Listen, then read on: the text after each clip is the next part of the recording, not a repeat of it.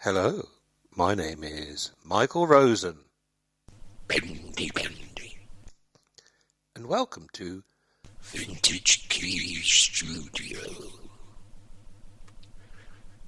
Today, I'm going to be showing you the Eventide Instant Flanger from around 1974-5-ish. It's known as an FL201, and the actual model that we have here is a proper. It's not the plug-in version, although I do have the plug-in version as well. But no, this is the actual real thing underneath the Eventide harmonizer, which we are going to be doing a video on fairly soon. But this one here used to belong to Walter Becker from Steely Dan, and it came from a studio, I think it was in Hawaii or somewhere like that. And then when Walter Becker passed away, it was put on sale on the internet, and I decided one day that I didn't want any of my family to eat for about 3 weeks, and I bought it. So this is going to be quite a laid back kind of video, and because I can't really explain my way out of a paper bag, rather than try to explain to you how this thing works, I know it's got something to do with bucket brigade delays. It's probably best if you go and have a look on the link that we will put somewhere or do something with. I don't know how we're going to do that. To the Eventide company's website, where they sell the plug-in version of this, but the guy on there has a really concise and very, very good description of all about the waveforms and the differences between the Eventide Instant Phaser, which basically just uses filters, and the Instant Flanger, which uses time delays. But it's much better explained here. Now, this Eventide Instant Flanger was the first really incredible flanger that was invented. They did have other flangers at the time, but they weren't quite as in-depth and incredible as this one is. It's got a really sort of fairly straightforward idea. Basically, the principle is that it's meant to emulate the sound of tape flanging, which was originally stumbled upon by George Kachayant. I can't say his name, but he's the guy, the engineer who discovered it in Olympic Studios in 1967, because they were trying to replicate the ADT effect that the Abbey Road people, is it Ken Townsend, had done for the Beatles, and they were trying to do it with, I think they were using 2 tape recorders or something. I think that other video does mention all about that, and it explains all about that. So probably the best thing to do is if I just give you a couple of demonstrations of some interesting things. Firstly, the famous piano sound on David Bowie's Ashes to Ashes song was done using one of these. Now I'm just going to go over to the Steinway piano and play that piano line, and you'll hear it just being played normally, and then I'll stick the effect on it when I come back and sit down and put it on a loop.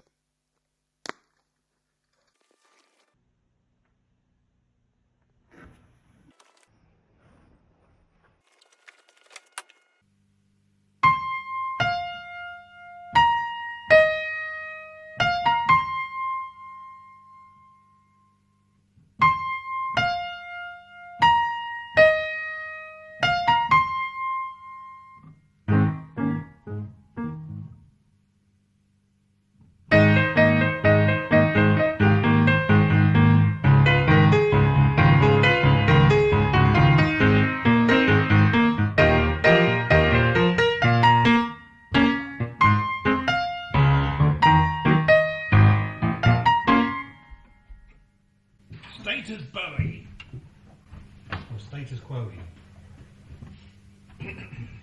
Now I've recorded that piano bit, and now what I'm going to do is I'm going to play it through the flanger and gradually increase the flanging sound. What I've done is I've set the oscillator rate onto fast. You can see there that this light goes on and off at various,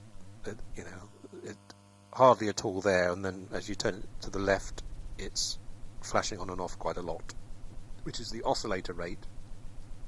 I've got it set up there so the oscillator is affecting the flanger. I've also, what you can do also on here is put the envelope follower, and that basically you can set the threshold as to how much flanging is involved. So you can trigger the flanger to start flanging more when the sound that's going in is a bit louder. I'm not going to do that at the moment. So this is the oscillator rate. So here is the piano line from ashes to ashes, and I'll gradually increase the flanger sound.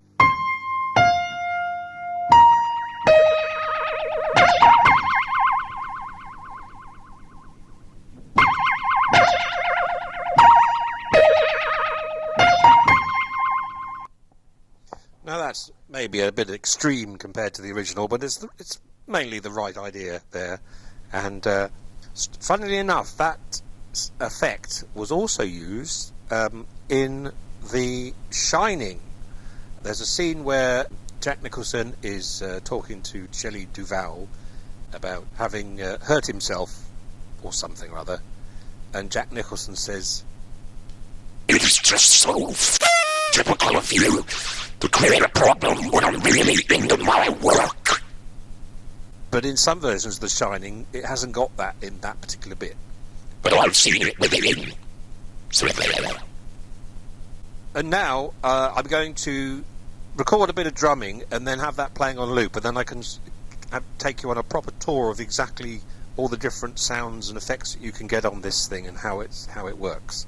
And it's quite a lot of fun, and you can get some really lovely stereo imaging and stuff. So I'm just going to go and do some drumming now.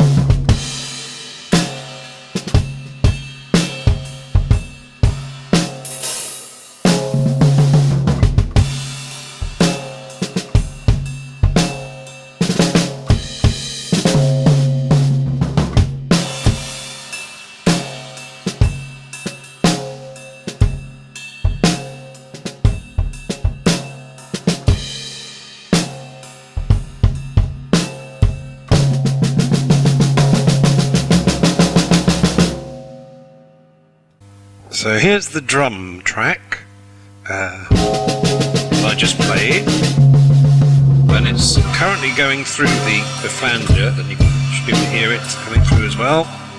And then what I'll do is I'll just move a few controls around and see what it does. So at the moment it's just going through this control here.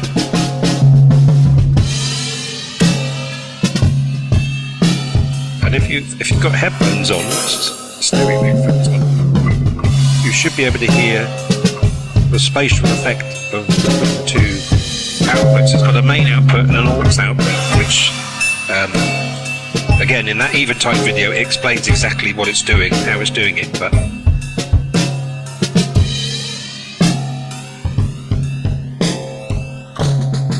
so doing this is a bit like having this on. So when the you can hear it moving.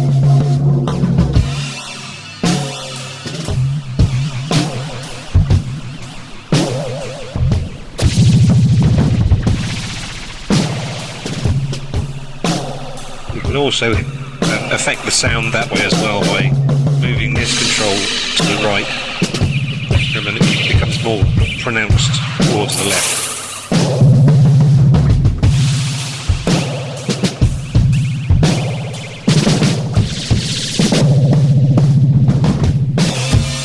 Do now is I'll stick the envelope follower on,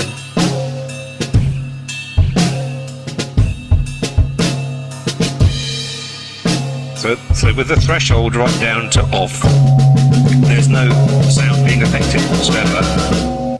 And then when it's set there, you can hear, see, whenever this light comes on, you can hear it's better if I've got the oscillator on.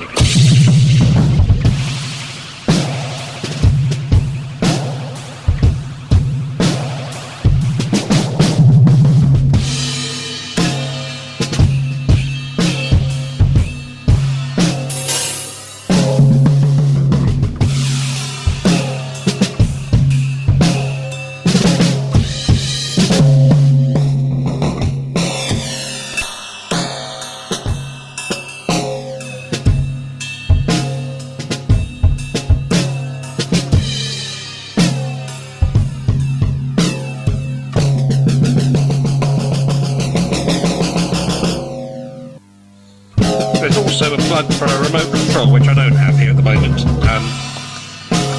But that will actually basically kind of control the flanger remote. And here we have this thing over here, which is really good. If I put it back onto there.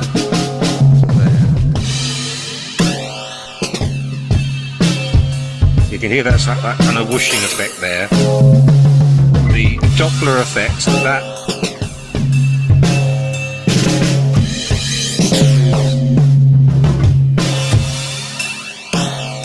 the effect, you can actually hear it in the stereo, the kind of, they seem to swap around.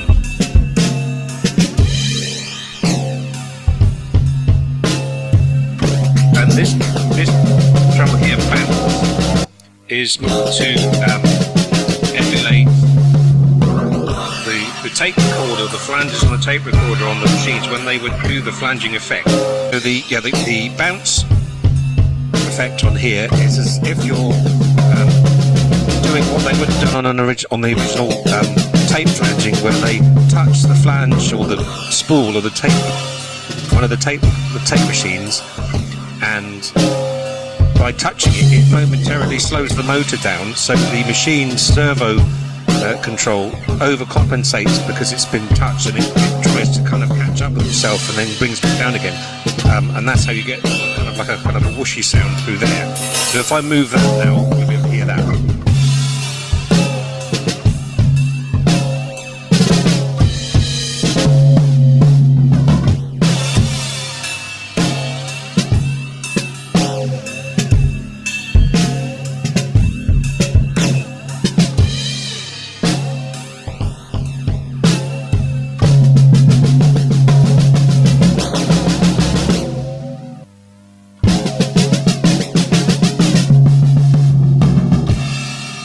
You can also just leave the flanger in a sort of like a held state. So depending on wherever you put this dial here, it kind of like creates the nulls in the waveform and the sort of phase cancellation, and then holds it, and that point it's not moving at all. And then you can kind of move it around. So it's nice to just sort of sit and play with it, really. And then a bit more bounce to it.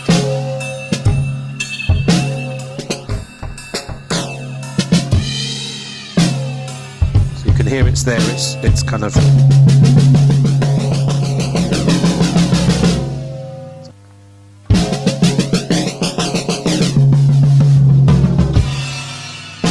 if we add some bounce to that now,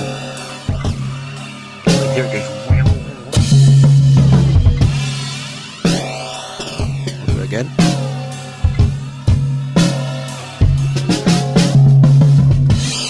Sounds better when there's drums happening. Some of the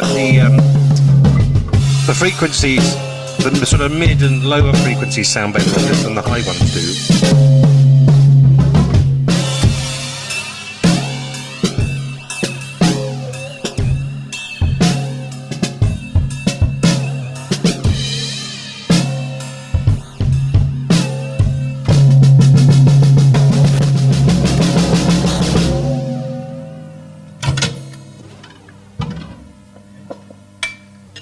Anyway, that's a little bit of flanging there. So hope you've enjoyed a bit of drum flanging there, because most of these flangers are used with guitars or vocals, and it's quite nice to actually hear it on a drum sound. I've used this machine quite a lot, obviously on drums. I've used it on vocals as well, because you can get quite a nice... if you put a mono signal into it, it will split it into stereo, because you've got the time delay between the main output and the aux output, and that's what's happening here when you're moving this dial here. It kind of like shifts it ever so slightly, very, very, very, very, very, very, very slightly, and you get this kind of like... But I say I can't explain it properly, but if you listen to it, you'll be able to hear it. In fact, if I just do it on my voice one more time. Right, hang on. Oh. Okay, here we are. Hello. Hello. So you can hear now that I've got the... if I just put that back into the middle there, change that round a bit. Hello, hello, hello, hello. Oh, I like that. Right. So you can hear that my voice is sounding a bit kind of out of phasey, which is obviously what's happening. And then you can get some just sort of quite nice, interesting effects. As you can hear, I'm gradually moving it around now. And you can even make it sound like Darth Vader by going... That's magic. Lukewarm water. And then... So that's like various slight changes in time delay on there. It's such a tiny time delay you can't perceive it as a delay or an echo. It's just like a sort of an out of phasiness. So you may notice some people who record things may recognise this sort of sound from when you've got two signals accidentally routed to the same bus on a mixer or something or other, or something weird's happened and it's sort of like doubled up. You'll probably get a similar sort of a sound like that. Lukewarm water. And then obviously that's what the whole idea with the flanger is, because when you put it on the oscillator, it's basically just sort of like skewing all the delays constantly. And I'm really into my work, and I'm going to have to stop there, because I'm talking a load of f***s. Anyway, I hope you've enjoyed this, Danny. And please like and subscribe. Maybe I should be taken to a doctor. Good night.